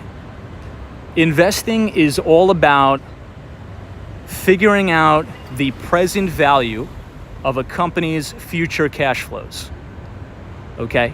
So when you see these, charlatans on social media, saying, oh, this is a little chart pattern and it's coiling and it's gonna go and, you have to buy it right here and trade these options products. They don't know what they're talking about, and it sounds so ridiculous to anybody who does know what they're talking about. So I won't go on a big tangent, but I think you could solve this in a simple saying. If it sounds too good to be true, it probably is. So if you really want to get serious about the investment business, I would either, go on LinkedIn and connect with people who may work at a hedge fund or work in sales and trading at the investment bank. Network with them, and what you'll find is that they have a systematic approach to investing. Right? You don't need to pay to be in some chat room to make some money. If anything, you're probably going to lose money that way. Anyway, I'll digress. So team, we are headed and coming up against, or coming up to Brickell, or downtown, which is, I guess they call it the mini Manhattan. I know Mars, Texas, it's amazing to see warm weather and short sleeves. It's cold here in Europe. Oh wow, in Europe, fantastic. Fantastic, good to see you. Yeah, I mean, I just spent a lot of time in New York. It was very, very cold. And it's really nice to be back in Miami I'll be here for a week. And then I'll be back in New York. It's good to see the sun. It's good to see the sun. I have a lot more energy. Nicholas Sturr says, hey Tom, how strong do you think the Confederate dollar would be if the Confederacy was still around? I have no idea. I want to be GMO. This is the names of these criminals: Madoff, Bankman Fried, like they were telling people. Yeah, I mean, those are, I would say, more institutionalized, more organized schemes, maybe. But you're right, I want to be GMO.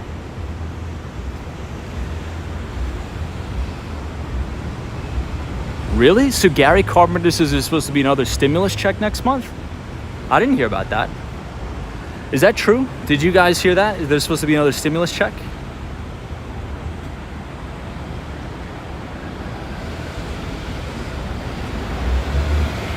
Yeah, Steve CR says stimulus check for what? Oh, maybe you're talking about in California. I think there was, maybe some of our Californians could chime in here. I think the governor, Gavin Newsom of California, was going to send out like an inflation check or something. I'm not too sure. I haven't really been following it. Here's some big Christmas bulbs here. Yeah, FredEx says the next couple of weeks are going to be extremely cold over the U.S. Christmas in New York City, it may snow. So that'll be cool. I'll be back in New York City for Christmas, the holidays. I'll be spending it with my family. You know, one part of the CPI report that actually declined was used car prices. Used car prices fell off a cliff.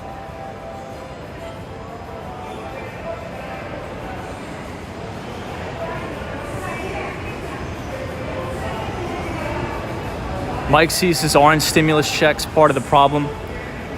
Yes. So the Trump bucks and the Biden bucks heavily fueled the fire to inflation.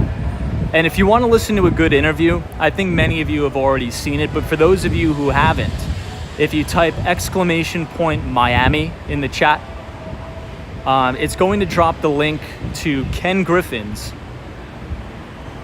fireside chat with the mayor of Miami, Francis Suarez, as they talk about global macro and as they talk about inflation. And I think there's a lot of interesting things in that interview.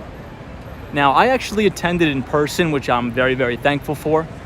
Thank you to the Economic Club of Miami on a fantastic event. But you're exactly right. You know, during COVID-19, you had the Trump administration sending out stimulus checks to the American people, essentially flinging money all over the place. And if we expect that to be non-inflationary, well then, I really don't know what to tell you. I mean, obviously that is a huge inflationary aspect there. Hey, Abdullah, what's up? Abdullah is joining the chat. Good to see you. Says hello, Tom. Welcome, Abdullah. Thanks for joining. Michael Joseph says, yes, the California stimulus checks are coming and will probably make inflation worse out there. You know, I am interested in sort of like state dividends, actually. I think if your state is running a surplus, I think it's actually a pretty good idea to give some of that money back to the residents of the state. right? Because essentially taxation is just money collected from the citizens, right? Now, correct me if I'm wrong, doesn't Alaska do something similar due to a lot of the profits they make from oil? Isn't there like a dividend, Alaskan dividend or something like that? Could anybody maybe chime in on that?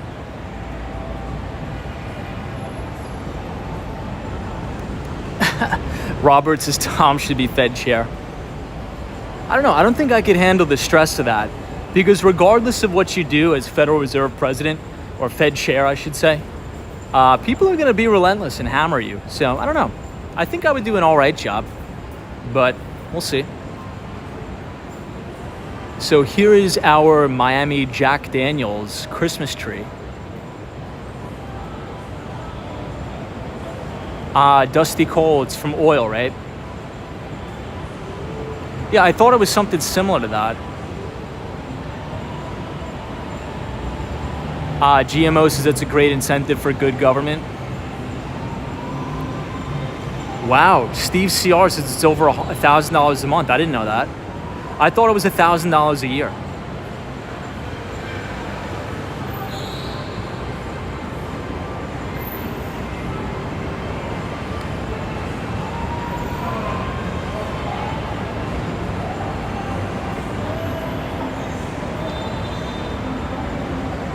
Now, I would like to say something, because as we've been talking about, store of value, the market is crashing, the market is underperforming, and it's not doing good. I posted something on my Twitter. You guys know I tend to be an optimist, sometimes to a fault, and sometimes I could annoy people by being too optimistic. But I think over the long term, especially if you're under the age of 40 years old, right? You should welcome this environment of higher and normalizing interest rates. You should welcome this environment of more normal monetary policy. And the reason why I say that is because think about the things we talk about every night on the stream. Housing affordability, young people can't afford to buy a home, young people can't afford to invest, they don't have disposable income.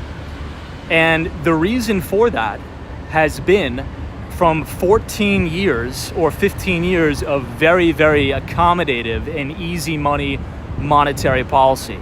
So the Federal Reserve keeping interest rates artificially suppressed, the Federal Reserve buying bonds, so buying the short end of the curve to keep yields suppressed, expanding their balance sheet. And when liquidity is running wild throughout the environment. Really quick, these are my two favorite buildings in Miami. When liquidity is running wild throughout the environment, when we talk about inflation, we talk about CPI, right? But there's also inflation as it relates to asset prices, as it relates to equities, US equities, as it relates to real estate. And if you think about over the last 14 years, those who owned the vast majority of assets got unbelievably wealthy. I mean, just a sickening amount of money these people made. And the reason for that is because if you look at the breakdown, there's about I think 5% of Americans own about 90% of all the assets, all the equities, all the real estate. So if you have an environment where rates normalize, liquidity gets sucked out of the market, you're going to have extreme compression on valuations, not only in equities, but in real estate. So if you are in your 20s especially, okay, you should be thanking God for a moment like this, where we could potentially have substantial declines in the equity market, right? Because you're investing career. Let's say if you're dollar cost averaging into a low cost index fund that tracks the S&P 500. Why would you want to spend the majority of your investing career buying the S&P at 30 times earnings when you could be spending the majority of your investing career buying the S&P maybe at 8 times earnings, hopefully, if we get there, right? So the problem that I see and the problem that I've had with this major bull market is it has mainly been liquidity based due to the Federal Reserve prolonging, artificially for that matter, the business cycle.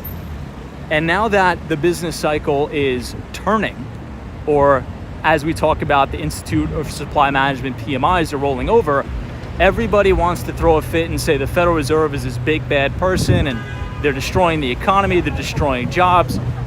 But I think the opposite, actually. I think rates need to normalize. I think things need to go back to normal. Think about when, my grandparents were my age. They were able to save in a regular savings account and build wealth just having their money sitting in cash and making interest on their savings deposits. We can't do that now, right?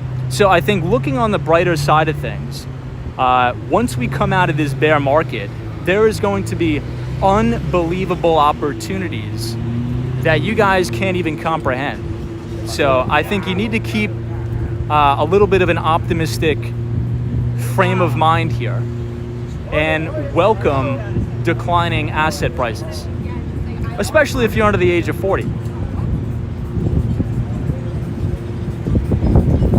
Hey, Dr. Longus is joining us. What's up? Dr. Longus, welcome back to Miami, Florida. Hopefully you brought your shorts and a t-shirt. Twitch ASMR, thank God, says God does not control the markets, hedge funds do. This is Twitch ASMR. Lily, this is true. It's time to adjust some things.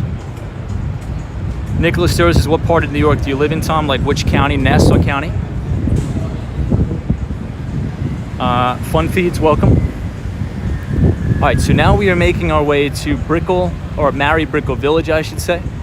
Supposedly, I was looking online, there was, or supposed to be, a big Christmas tree here, but I don't see it.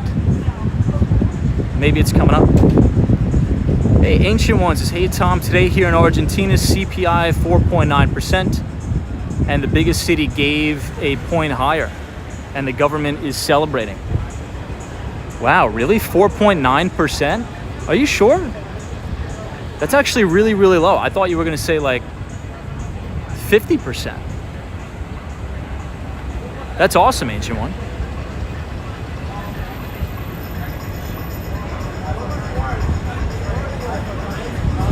Now, I think this is I always forget the name of this.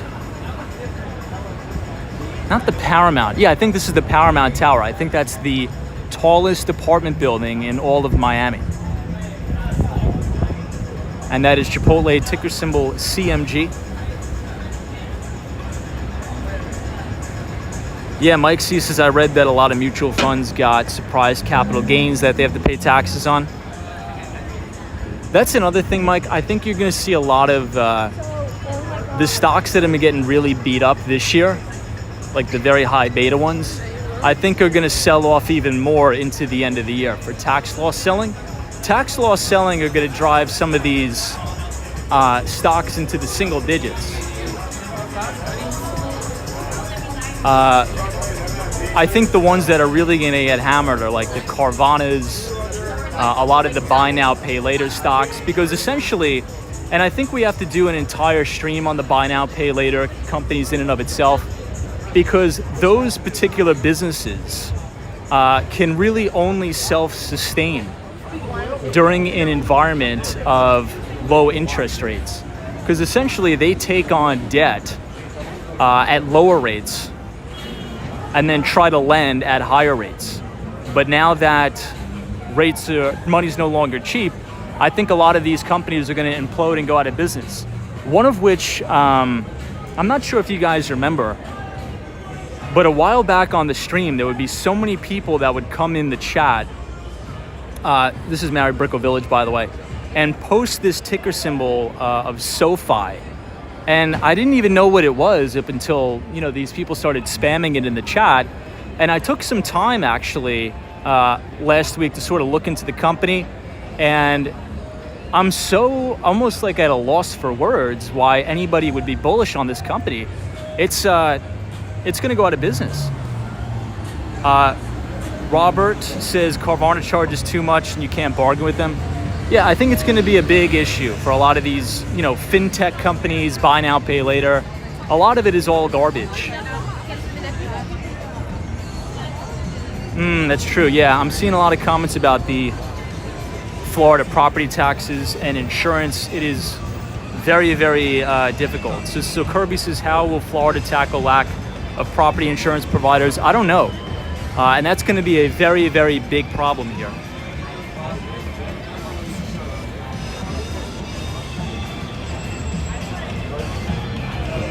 This is sort of a nice indoor-outdoor bar. Top G's is my same thoughts on SoFi.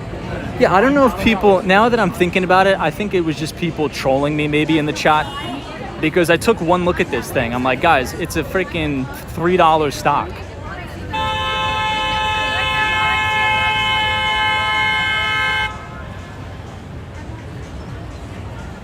Yikes.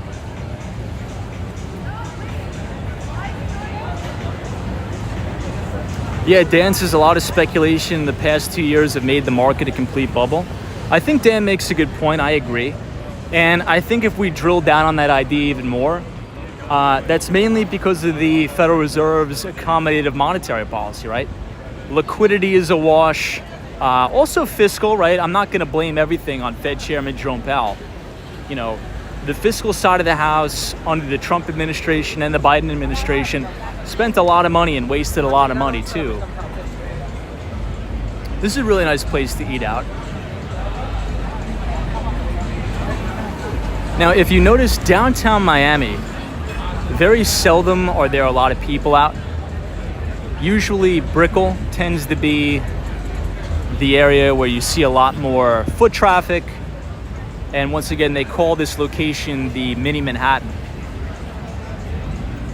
Hey, Cayenne Pacific says, hiya Tom, back after my short little break, and you're back in Miami. Yeah, so we'll be back. I have to go back to New York for the holidays, but it's really nice to be in Miami tonight, at least for a week or so.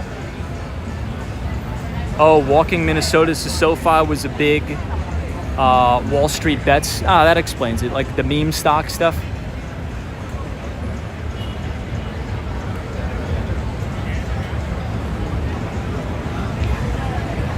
Yeah, it seems like it's a weekend. Well, I guess it's close enough, right? It's Friday Eve here. A says, is it expensive to live in Miami? It is. Unfortunately, it is really, really expensive. Now, I looked on Zillow, because periodically I'll do some impromptu market research, and I'll look on Zillow, specifically in Manhattan and what's it called? Miami, as it relates to rental costs. And I would implore you guys to do the same thing. You can't get anything like a decent apartment, like one bedroom in downtown Miami or Brickell for under $2,000. It's kind of crazy. And if you think about it, that's like New York City prices. I never in a million years thought that Brickell and downtown Miami would ever be as expensive as New York City in a million years. But it's getting there, and it's kind of stinks, not gonna lie.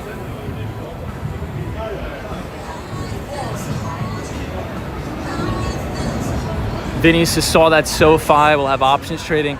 Yeah, I mean, in my opinion, look, I don't know anything really about it. I looked at the company for all of maybe 15 minutes, and just by looking at it, I'm like, guys, like, come on, we need better idea generation than that thing. It's a $3 stock. It's going to go out of business. Now, I would say now that, a lot of this stuff is collapsing, I can't give out any advice. But if it were me, I would not have any money on Robinhood, on Webull, and any of these discount broker dealers.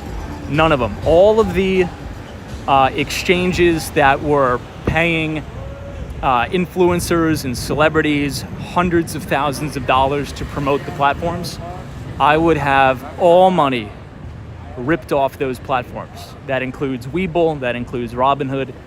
Anything that, you've heard anyone said, oh, if you click the link in the description, you'll get 2 free stocks. Get your money off that nonsense. And I've been saying this for like 2 years, but that's all I'll say. So hopefully they're not watching. I don't want any lawsuits. All right, anyway, check this out, everybody. Beautiful view from another angle, I should say, of my 3 favorite buildings in Brickell.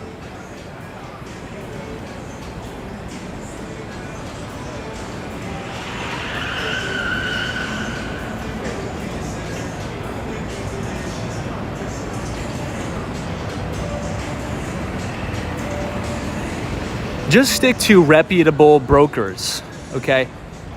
I think in this bull cycle, and in all market cycles, it's all the same, right? I mean, even though I'm still young, I get these emails all the time. And by the way, I appreciate everybody who emails me. I really, really do. Both good emails and bad. I take it very seriously, and I appreciate your emails. And I read every single one of them. I think if somebody's gonna take their time to write me an email, I read it. I may not respond right away, but I do read it, trust and believe. We're gonna make it right here. And a lot of people have been saying, you know, Tom, you shouldn't say that about, you know, Robinhood. It helps people get into investing. And I'm like, no, it doesn't. The reason why, okay, you have to understand the reason why Robinhood is pulling a lot of people into, I'm gonna use air quotes and say investing, is because they are marketing it as a casino, which I think is unethical, all right? The reason why, and just look at the growth trajectory, right? The Robinhood's accounts, they've opened more accounts than any other broker-dealer during this mania of meme stocks and nonsense, right? That was fueled by the Federal Reserve and fueled by the US government by sending everybody out stimulus checks. And people gambled in the stock market with their stimulus checks on those platforms. If you look at the volume on those exchanges, they are down significantly, which means, it sort of proves my point, that these platforms were only used for gambling because the marketing tactics were just like that, right? And I'm not gonna name any names, but you've seen these YouTube videos, right? Where the people are like, hey, if you use my link, you're gonna get 2 free stocks and it's gonna blow confetti in your face, right? That's not reality, okay? And anybody in the investment business, like, that's not reality. That's gambling nonsense, right? So Robinhood, Webull, all of these dealers were essentially just a huge liquidity event and a marketing scheme to attract people to constantly trade high leverage derivative products on the exchange. Many of these kids were underage, by the way. There's been some horror stories coming out of Robinhood saying like 14-year-old kids somehow got access to options accounts when I think the age or the legal limit to trade options is like 18. So obviously Robinhood, Webull, they do no due diligence and they just wanted to make a lot of money on getting people to trade, right? So that's sort of my 2 cents there.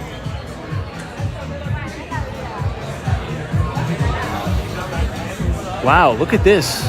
This is a really, really nice venue here.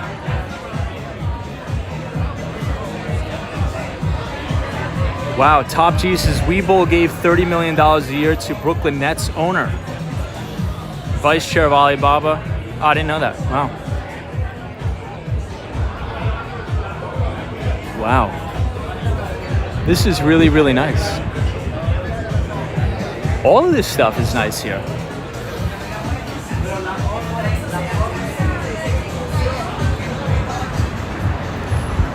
All right, this should be Southwest 13th Street. So that means we got to go 2 more blocks.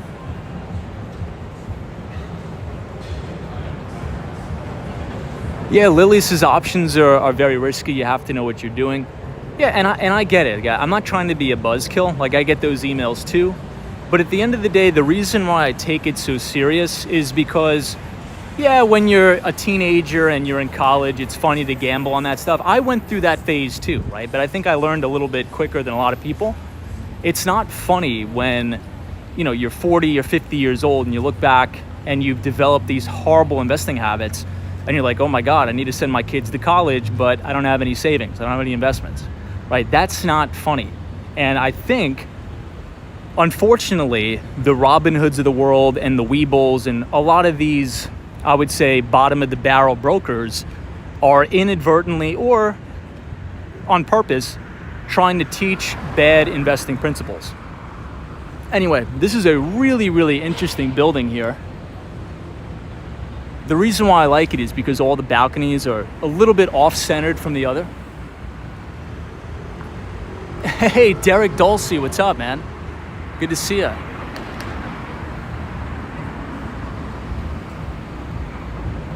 Very unique building here. So I never knew I think there's 3 SLS Lux Towers here in Miami.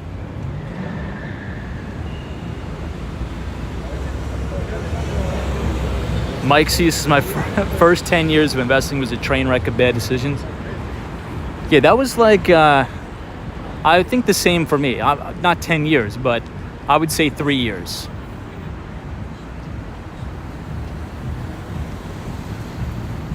Gary Carpenter. Gary Carpenter, I lost your chat. Apologize. Oh, Frank Garcia says, Tom, we are reset in the real estate market. Gary Carpenter says college is a waste of money and time. I disagree with that wholeheartedly. I think that's too easy of a statement, in my opinion. I think that's just too easy. It's too easy. Now, yeah, college isn't perfect, and I think I'd be the first one to say that. But if you go to a private college and spend $50,000 a year on a degree in basket weaving, then yeah, it's a waste of your time. But if you go to a college, an affordable school, and get a good education for cheap, then no, it is not a waste of money or time. I mean, all the statistics show the higher the education you have, the more money you're gonna make.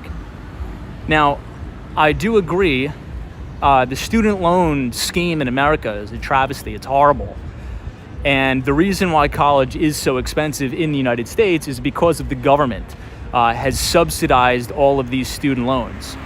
Because if I can walk in to a loan office as a 17-year-old kid, have no assets, no income, nothing, and get a loan for any amount, 300 grand to go to college, well, then where do you think college prices are gonna go?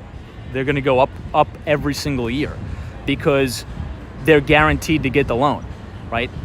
You know, if I was an owner of a college and I knew all of my customers, right, AKA students, would be guaranteed, Metro Mover, to get the loan, there's no incentive for me to be competitive on price. There's actually an incentive for me to blast these kids over the head, which is exactly what students are doing. So if you can go to an affordable state school and major in something useful, I think that's a really good use of your time. Now, I would do a lot of things outside of college and be entrepreneurial, but if you can just pay literally nothing to get the 4-year degree, that's gonna put you well ahead of a lot of other people. So I think you just need to be smart about it. I wouldn't take on any debt to go to school, but just to say a blanket statement like that, I kind of disagree, but I appreciate the opinion. Once again, Paramount Tower, tallest building in Miami, or tallest residential apartment building. I'll give you one more shot of the SLS Lux building here. Oh, touring different places. Went to St. John's University in Queens. Awesome. Yeah, Twitch ASMR says, Tom, I don't think kids should be allowed to borrow that much money. I don't think they should either. I mean, thinking back to when I was 16, 17, like, I didn't know anything about money, right? And it's scary to think that I could be in $300,000 or more worth of debt if I chose to go to a very expensive private school. I think it's very predatory. I think a lot of these lenders are predatory.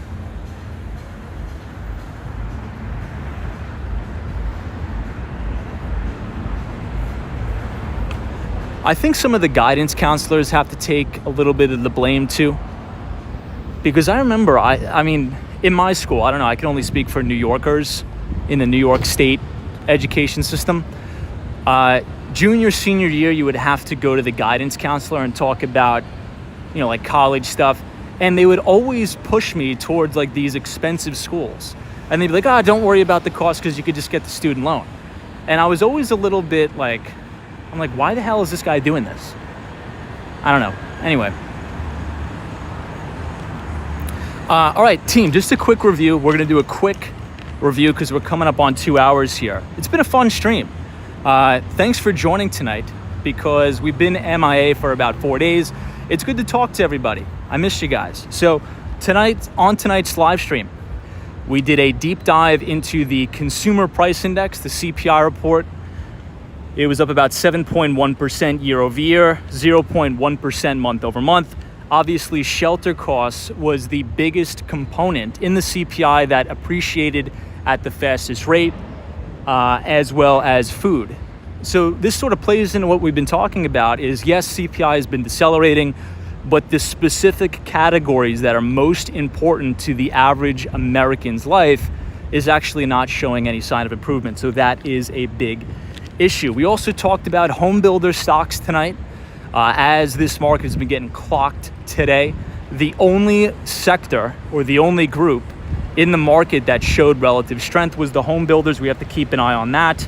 And we also talked about the Federal Reserve. Yesterday was the conclusion of the FOMC meeting. We got a 50 basis point rate hike, which now means that the Fed funds target rate is in a range of 4.25% to 4.5%, right on our way to 5%. Now, think back to the beginning of the live stream. Oh, look at this dog. I think this is like a golden doodle here. And maybe like a baby golden doodle, something like that. But think back to the very, very beginning of the live stream when we were talking about John Williams, Fed President John Williams of the New York Fed, as he talked at the New York Economic Conference. He was talking about, look, there's no way we're pivoting. It's just not an option, okay? Unless the unemployment rate gets to 5%. We're at 3.7, all right? So I think the unemployment rate needs to go higher here. I think all 2023, we are going to be in an environment where rates are higher and sustained higher. And I think that's going to continue to put pressure on U.S. equities. So if you guys enjoyed the live stream tonight, hit the like button and hit the subscribe button. Subscribe to the channel. Join the team. I hope all of you have a fantastic Friday. We will be live here tomorrow, maybe from South Beach at 8:30 p.m. New York time. So Joseph Hardaway, thank you so much for joining. My friend Chris Beeman, thank you so much. Cayenne Pacific, GG NYC, Kelly Harper, Karen Oakley, thank you so much. Brandy, I appreciated Dusty Cole, Self Ridge, Karen, Mimi, Mohammed, Touring Different Places, Gene, Joe Driver, Mike C, 2B GMO, Abdullah, Hawaii, Photos from Around New York, Dusty Cole, my friend Dan Zhang, thank you so much for joining. Hope you're well. Dan, Jimmy Boyles, thank you so much. Joan K, Robert, Abby 1, Mars Tech, Mike C, Vinny Castellano, DM, Steph UH, Twitch ASMR, and to the Mighty Bull, have a good night wherever you are, because there is always a bull market somewhere. You just need to know where to look. Everybody, have a fantastic, fantastic Friday. Enjoy yourselves. We'll be back in New York before you know it. I wish I could stay in Miami longer, but the holidays are coming. So take it easy. Bye for now.